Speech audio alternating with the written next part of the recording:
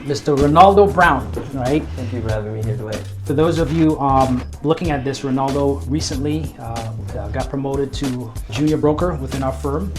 How old are you? 26. 26, right? So this message is for all 26-year-old or young men, especially in our community, that are looking and aspiring to be something, to do something.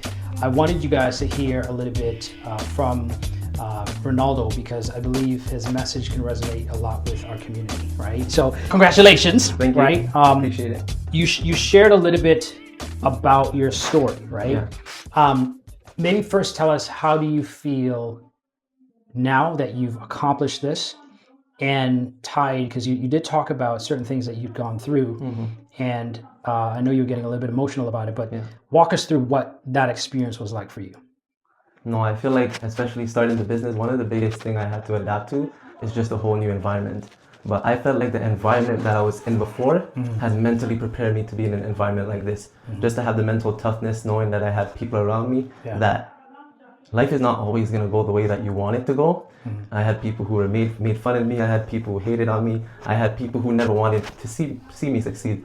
But I always look at it as like, people have their own internal problem that they're dealing with, and sometimes they might self-project it onto you. So once I realized that was just a normal human being thing, I just started to adapt it. And I think the only way that you can silence them is with progress and continuously going. So starting out, it wasn't the best journey for me, but if I didn't have that experience, it wouldn't put me in the position that I am today, for sure.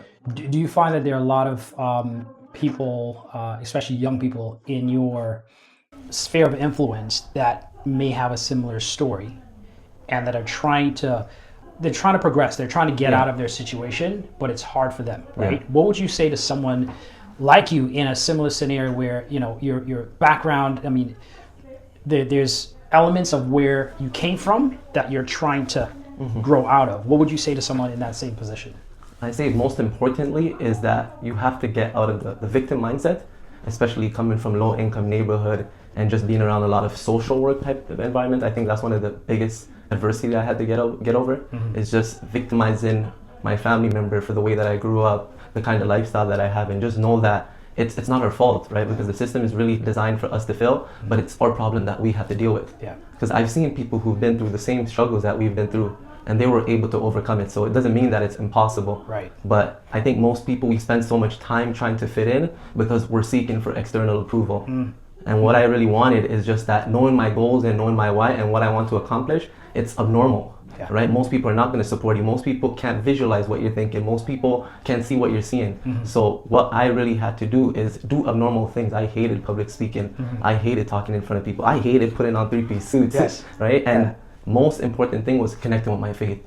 I felt like when I was going to church when I was young, it was something that was more forced onto me, because mom said you have to go to church, parents grew up in church, everybody grew up in church, but I didn't really know what I was going to church for, and I really didn't have that connection with God. So just coming into this business, one of the main things that I started to know is every successful business owner, entrepreneur, the first thing that they have on the forefront is their faith. And that's one thing I'm working on, is just connecting, building a deeper relationship with God, and just know that all the adversity, all the errors and trials that I've been through is a part of the path that He's already paid for me.